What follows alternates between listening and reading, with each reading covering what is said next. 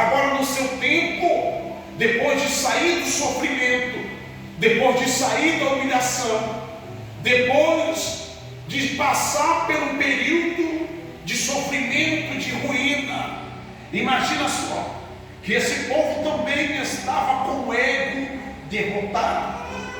As mulheres daquela época, elas não tinham a índole, elas não tinham segurança.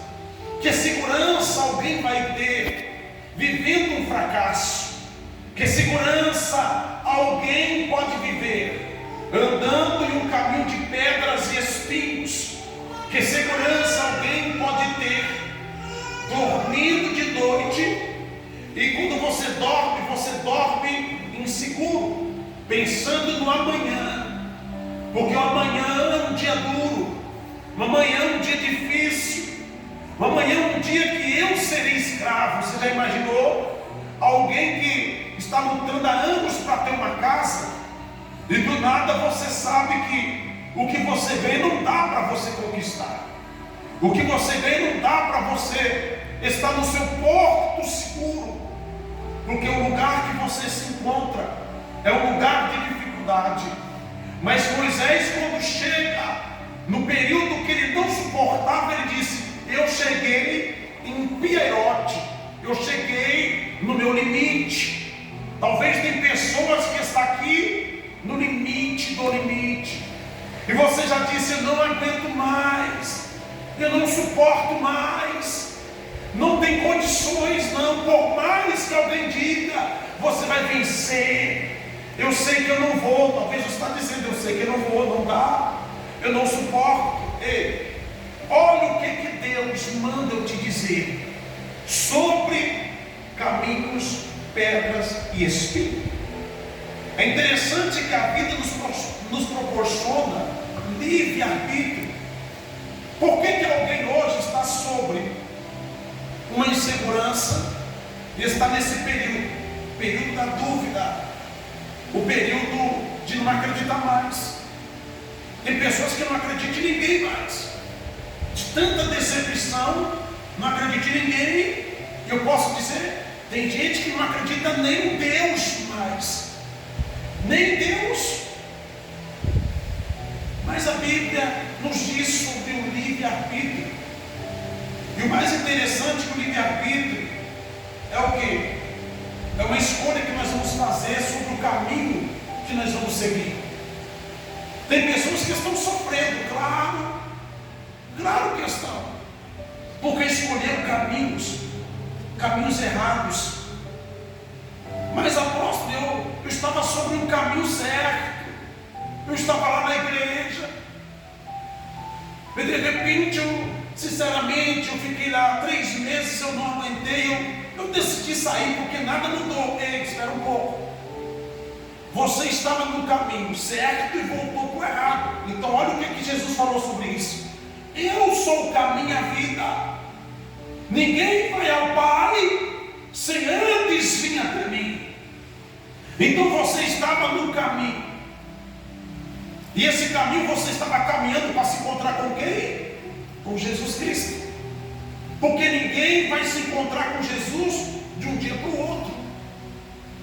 Ninguém se encontra assim com Jesus de um dia para o outro. Apóstolo, mas eu aceitei Jesus Cristo. Ei, você aceitou e disse: Senhor, escreve meu nome no livro da vida. Então ele escreveu, está escrito, é escrito o seu nome no livro da vida. Agora, se encontrar e ter um particular, é que é a diferença. Você começou a andar no caminho, e nesse caminho que você estava andando vai vir o quê? Entenda que vai vir pedras. Muitas pedras são pedras ruins, porque você está no caminho certo. No caminho errado nada acontecia, não é? No caminho errado seus amigos falavam com você. No caminho errado seus amigos estavam do seu lado. Mas quando você dizer: agora eu vou mudar, gente, não quero mais isso porque eu vou viver os princípios de Deus. Qual é o princípio? Moisés dizendo: e será que se ouvires a voz do Senhor teu Deus, tendo cuidado de guardar mandamentos, princípios, viver os estatutos, os princípios, eu te exaltarei, Deus falando, eu te exaltarei sobre todas as nações da terra, mas porém, você vai ter que viver os princípios de Deus. Você não vai viver a sua vontade mais, viver os seus desejos mais, porque o desejo carnal, ele vai te levar para caminhos inseguros, ele vai te levar para caminhos que a Bíblia diz contrário sobre o caminho que você quer. Porque a Bíblia diz assim: caminhos que parecem direito ao homem, caminhos que levam o homem à perdição. Então, se eu decidir ir, na palavra é essa aqui, eu sou o caminho. Se eu decidir ir no caminho que o Senhor disse, eu sou o caminho, a verdade, a vida. Então tem 3 acontecimentos nesta palavra. Primeiro acontecimento, eu vejo ele dizendo: eu sou o único. Não existe outro para mudar a sua vida, para consertar a sua história.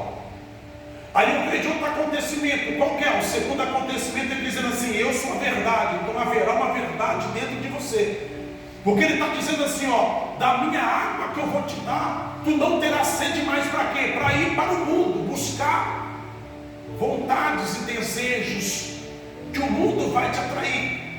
Esta sede ele vai matar, porque da fonte da água da vida ele vai te proporcionar, e essa fonte vai jorrar dentro de você. Então toda mentira, todo pecado, todo mal, ele vai sair de dentro para fora. Haverá uma lavagem, seu caráter será transformado. Então veja só que o terceiro acontecimento é o que? Eu sou o caminho, a verdade. Agora entra o que? A vida. Ele vai te dar uma vida nova. Então antes que aconteça esses 3 acontecimentos, você vai estar no caminho. E no caminho que você vai estar trilhando para chegar até ele, vai ter muito levantes, vai ter muito vento contrário, vai ter muita gente da sua família que vai contra você. Às vezes a sua guerra é dentro da sua família. Às vezes o espinho na sua carne é no meio da sua família. Às vezes o seu espinho na carne pode ser até o seu esposa. A sua esposa pode ser o seu espinho na carne. Mas e daí? Se Jesus, sendo ele filho de Deus e sendo Deus, deram para ele uma coroa de espinho, e quando deram uma coroa para Jesus, achando que aquela coroa de espinho iria derrotá-lo, aquela coroa de espinho trouxe o que? Triunfo para Jesus Cristo. Então sobre aquela coroa de espinho, Jesus vai triunfar. Mas seguindo o caminho pedras e espinho, entendemos que Salmo 24, ele vai dizer o quê? Que o salmista está dizendo: mostra-me o caminho certo, Senhor, e ensina por onde eu devo andar. Olha o que o salmista está dizendo no caminho. Ele está dizendo: ensina-me o caminho certo, por onde eu devo andar. Por onde você deve andar? Você já parou para pensar? Qual o caminho que você deve seguir? Você já parou para imaginar? Há pessoas hoje no planeta todo, planeta Terra, há pessoas que hoje estão buscando caminhos. Muitos estão se perdendo no caminho, muitos estão perdidos no caminho, e muitos estão se achando no caminho. Então veja só que o salmista está relatando sobre um caminho. Ele está perguntando a Deus: que caminho que eu tenho que andar? Ele não perguntou para um Deus que não existe. Ele não buscou instrução em um ídolo, mas ele está aqui nos dando um exemplo, buscando instrução sobre o caminho. Qual? Buscando em Deus: Senhor, que caminho? Ensina-me o caminho, que caminho que eu devo andar? Mas nós vamos entender que no caminho tem pedra. No caminho tem pedra. As pedras às vezes nem sempre vão ser ruins que vai estar no caminho, sabia? Porque veja que Davi derrotou o gigante com uma pedra. Então nem sempre a pedra vai ser algo que vai ser um tropeço. Veja que Jesus disse sobre a pedra angular. Jesus falou sobre a rocha.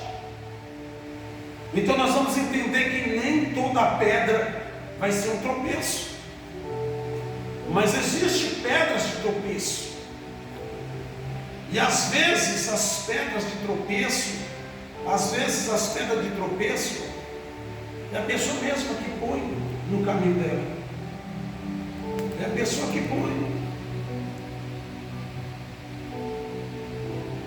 Qual que é a pedra que está no seu caminho hoje? Qual que é o tropeço que está no seu caminho hoje?